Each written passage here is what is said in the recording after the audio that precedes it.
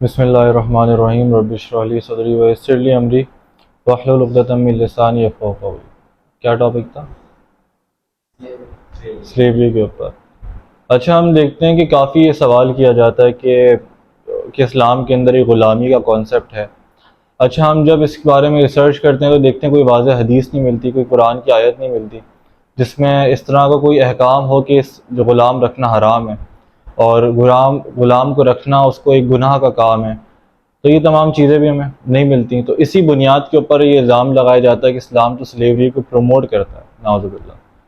تو کیا یہ حقیقت ہے؟ اور کئی لوگ کنفیوز ہو جاتے ہیں کیونکہ جب وہ دیکھتے ہیں تو صحابہ کے دور کے اندر بھی غلام ہوا کرتے تھے، بلکہ صحابہ کے بعد امیت زائے، بعثت زائے، ان کے یہاں تو بہت ٹریڈنگ ہوئی باقاعدہ غلاموں کی۔ تو بظاہر تو لگ رہا ہے کہ ہاں اسلام کے اندر غلامی کا کانسیپٹ ہے اور باقاعدہ وہ پروموٹ ہو رہا ہے ایک طریقے سے، لیکن کیا یہ حقیقت ہے یا پھر نہیں؟ ہم کوشش کرتے ہیں اس کو جانیں، لیکن اس کے لیے اگر ہم ایک براڈر اسپیکٹرم کے اوپر اس چیز کو سمجھیں تو میرے خیال سے ہمیں جب زیادہ اچھے سے چیز سمجھ آئے گی۔ اس کے لیے اگر ہم پری اسلامک ایرا کے اندر جائیں کہ اسلام جب آیا، آپ صلی اللہ علیہ وسلم نے جو نبوت کا دعویٰ کیا، تو اس سے پہلے بیسیکلی عرب کے اندر کیا چل رہا تھا؟ عرب کے اندر، جیسے ہم نے پہلے بھی سیرت میں پڑھا ہے، کہ غلامی کا بے انتہا کانسیپٹ تھا۔ غلاموں کو باقاعدہ اس طرح سے اس طریقے سے ٹریٹ کیا جاتا تھا کہ وہ کہتے تھے کہ یہی اس کا خدا بھی یہی ہے۔ غلام کا خدا کون ہے؟ اس کا آقا، اور یہ اپنے آقا کو ہی سجدہ کرے گا، اپنے آقا کی عبادت کرے گا اور ہر احکام اپنے آقا کا مانے گا، تو وہ پابند کرتے تھے۔ اور آپ کو پتہ ہے کہ جب اسلام، آپ صلی اللہ علیہ وسلم نے جب اس کی توحید بیان کی تھی اور جب آپ جو اس پہاڑ کے اوپر، چوٹی کے اوپر چڑھ کے نبوت کا اعلان کیا تھا، تو وہ کون سے گروپس تھے جو بیسیکلی زیادہ انکلائنڈ تھے اسلام کی طرف؟ ایک تو نوجوان طبقہ بے انتہا تھا، اور ایک غلامانہ، جو غلام تھے وہ بے انتہا انکلائنڈ ہو رہے تھے۔ اب میں 2 منٹ کے لیے سوچوں، میں سیرت جتنی بھی کتابیں کھول کے دیکھ لوں سیرت کے اوپر، مجھے یہی دکھتا ہے کہ غلام زیادہ سے زیادہ اسلام قبول کر رہے تھے، جس میں مشہور نام حضرت بلال بن رواح رضی اللہ عنہ کا آتا ہے۔ اور ان کا کیا سٹیٹس تھا؟ وہ پہلے شخص تھے جنہوں نے مکہ کے اندر اذان دی، پہلے شخص تھے جنہوں نے مدینہ میں اذان دی، پہلے شخص تھے جنہوں نے مسجد الاقصیٰ میں اذان دی۔ یہ ان کا سٹیٹس تھا۔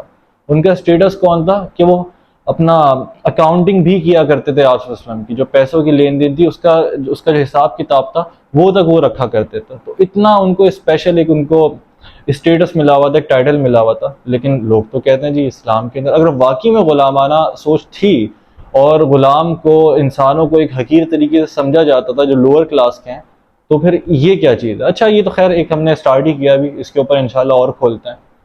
تو ہم دیکھتے ہیں اسی سویلائزیشن میں نے کہا کہ دو جو گروہ تھے وہ زیادہ تیزی سے اسلام کی طرف آ رہے تھے۔ نوجوان طبقہ آ رہا تھا، اور کون سا طبقہ آ رہا تھا؟ غلامان۔ دو گروہ تھے جو کہ سب سے زیادہ ریزسٹ کر رہے تھے۔ ایک طبقہ وہ تھا سرداروں کا، اور ایک طبقہ کون سا تھا؟ بزرگوں کا۔ بزرگوں کا طبقہ کیوں بیسیکلی ان کے بالکل پیرالل آ کے کھڑا ہو گیا تھا مسلمانوں کے؟ اس کی وجہ کیا تھی؟ کہ آباء و اجداد، کہ ان کے بڑے جو تھے، جی ہم اپنے بڑوں کے دین کو کیسے چھوڑ سکتے ہیں؟ وہ بہت زیادہ کنیکٹڈ تھے اپنے بڑوں کے دین کے ساتھ کہ وہ اور کچھ سوچنے کے اوپر۔ اچھا، ایسا ہوتا ہے انسان کی جب عمر بہت طویل ہو جاتی نا، وہ اپنے تمام آئیڈیاز کے اوپر بہت زیادہ نا بالکل اسٹرکٹ ہو جاتا ہے ان کو لے کے، اور وہ اس کے علاوہ سوچنے کے اوپر توجہ ہی نہیں دیتا۔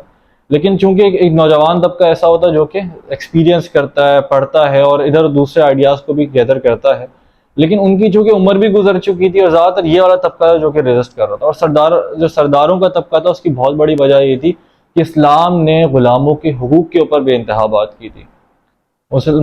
اسلام نے وہ حق دیا تھا انسان کو کہ تم کسی انسان کو خدا کا رتبہ نہیں دے سکتے، اور آپ کو پتہ ہے عیسائیت میں ایسا نہیں، بلکہ عیسائی اپنی آیات کو، مثال میں ریفرنس بھی انشاءاللہ اس ویڈیو میں بھی ڈال دوں گا میں، جیسے ٹائٹس کی ایک ورس ٹائٹس میں آتا ہے کہ ان کے یہاں بیسیکلی کانسیپٹ تھا کہ وہ ان کو وہی رتبہ دیا جائے گا جو کرائسٹ کو دیتے ہیں آپ لوگ، مطلب ان کے پیچھے آپ بیک بائٹنگ بھی نہیں کر سکتے، اور ان کے آپ وہی حقوق ہیں جو کہ آپ خدا کو حق دے رہے ہو۔ اس طرح کی بے انتہا ورسز آپ کو مل جائیں گے، لیکن اسلام کے اندر اس کے بالکل کانٹرڈکٹ تھا، اس کے بالکل پیرالل تھا کہ آپ صرف اور صرف اللہ کے غلام ہیں۔ اچھا، جو انسانوں کیا تھا، مثال کے طور پہ ایک حدیث ہے جس میں آتا ہے آپ صلی اللہ علیہ وسلم نے منع کیا کہ تم یہ نہ کہو کہ اے میرے غلام، میری غلام، یہ نہ کہو، بلکہ کہو میرے لڑکے، میری لڑکی۔ اچھا، ایسا کیوں کہا؟ ایسا کہنے سے مطلب آپ کسی کو اپنا غلام کہتے ہو، سامنے والی کی ایک سیلف اسٹیم ہوتی ہے۔ اسلام نے عزت نفس کا کانسیپٹ بھی ہمیں سکھایا کہ ایک انسان کے اندر ایک بیلنس کریٹ کیا ہے، نہ آپ کو ایگوئزم کی طرف لے کیا جائے کہ آپ بالکل ایگوئسٹک ہو گئے، نہ آپ کو بالکل ہی کہ آپ اپنے آپ کو ہر کسی کے آگے بچھا دیں، بلکہ ایک بیلنس ہو آپ کی شخصیت کے اندر۔ تو اس طرح کے نام لینے سے بھی منع کیا گیا کہ آپ کسی کو یہ نہ کہیں کہ میرے غلام، میری غلام، بلکہ اس کی بجائے آپ ریپلیس کر دیں کہ میرے لڑکے، میری لڑکی۔ اچھا، اب اس سے میں ایک اور بات کھولنا چاہوں گا۔ ہمارے گھروں کے اندر آنٹیاں آتی ہیں جو کہ کام کرتی ہیں، جھاڑو پوچھا کرتی ہیں، یا کوئی انکل آتے ہیں جو کچرا اٹھانے آتے ہیں اور وہ لے کے جاتے ہیں، ہم کن ناموں سے ان کو پکارتے ہیں؟ ماسی، کچرے والا، ہے نا، کہ دیکھو ماسی آ گئی، کچرے والا آ گیا۔ اگر اسی حدیث کے لینس سے دیکھیں تو ہمیں کیا چیز صحیح لگ رہی ہے؟ غلط ہے یہ چیز؟ غلط لگ رہی ہے نا، کیوں؟ کیونکہ سامنے والی کی سیلف اسٹیم ہرٹ کر رہی ہے۔ اکثر وہ آنٹی اپنے بچوں کو بھی ساتھ لاتی ہیں، آپ کسی بچے کے سامنے اس کی ماں کو ماسی بولو، آپ اپنے اس بچے کی جگہ آپ خود کو رکھ کے دیکھیں، آپ کو اچھا محسوس ہوگا کہ کوئی والدہ کو آپ کی ماسی کہہ رہا ہے؟ اچھا محسوس ہوگا؟ بالکل بھی نہیں۔ تو کیا وہ انسان نہیں ہے؟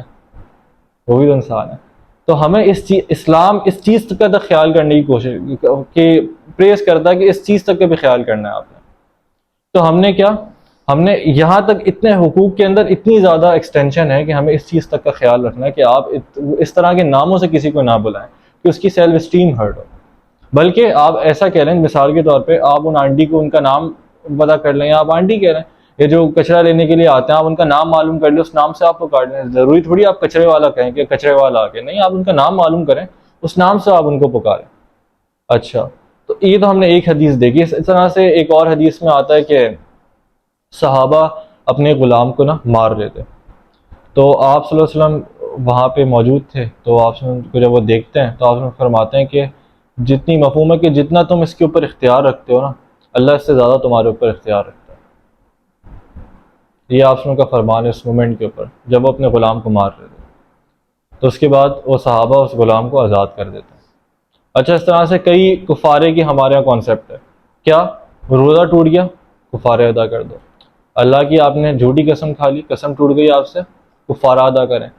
کفارے کے اندر بھی کفارے کی مد میں کیا؟ اتنے غلام آزاد کریں۔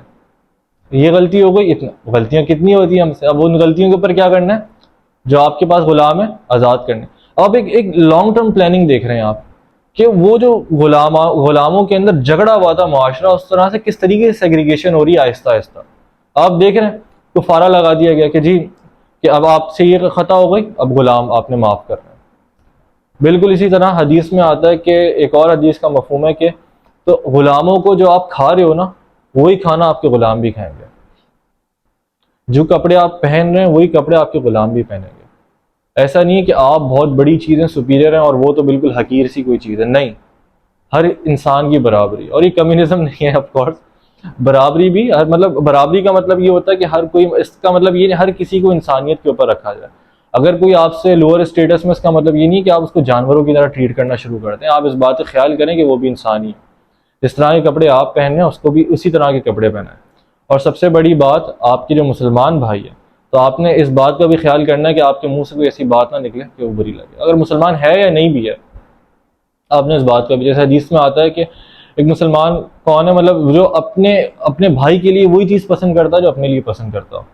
تو ان تمام چیزوں کا بھی ہم نے کیا کرنا ہوتا ہے؟ خیال کرنا ہوتا ہے۔ تو یہاں پہ اسلامک جو سلیوری کا بھی کانسیپٹ ہے وہ کانٹراڈکٹ کرتا ہے یورپین سلیوری سے۔ تو ہمیں یہ بات سمجھنا چاہیے کہ اسلام نے سلیوری کی ایک لانگ ٹرم پلاننگ تھی، کس طریقے سے اس کو ختم کیا جا سکے، اور اس کے اوپر اور بھی بے انتہا نریشنز آپ کو ملتی ہیں جس میں آپ کو پتہ چلتا ہے کہ اسلام نے اس معاملے کو کس طریقے سے ڈیل کیا۔ ہاں، یہ معاملہ بعد میں عباسیڈس کے دور میں غلام ہوا کرتے تھے، امیدس کے دور میں سویلائزیشن میں تھے مسلمانوں کی، کئی کنیزوں کا کانسیپٹ تھا، اس طرح سے تھا، لیکن یہ کوئی ایسی چیز نہیں تھی جس کو اسلام نے باقاعدہ پروموٹ کیا ہو، بلکہ کئی نریشن میں ہمیں لگتا ہے کہ اس کو باقاعدہ ہر اس میں کفارہ لگ رہا ہے کہ آزاد کرو، غلاموں کو آزاد کرو۔ اور غلاموں کو جتنے حقوق دیے گئے، عرب اسی وجہ سے خلاف ہوئے تھے اسلام کے، اسی وجہ سے وہ کھڑے ہو گئے تھے آپ صلی اللہ علیہ وسلم کے اگینسٹ، کیونکہ مسلمانوں نے، اسلام نے حقوق دے دیے تھے لوور طبقے کو بے انتہا، تاکہ اس کو اپلفٹ کیا جائے، وہ جو ظلم ہو رہا تھا اور زیادتی ہو رہی تھی اس کو ختم کیا جائے۔ تو ہوپ سو یہ آپ کو سمجھ آیا۔ سو جزاکم اللہ خیرا۔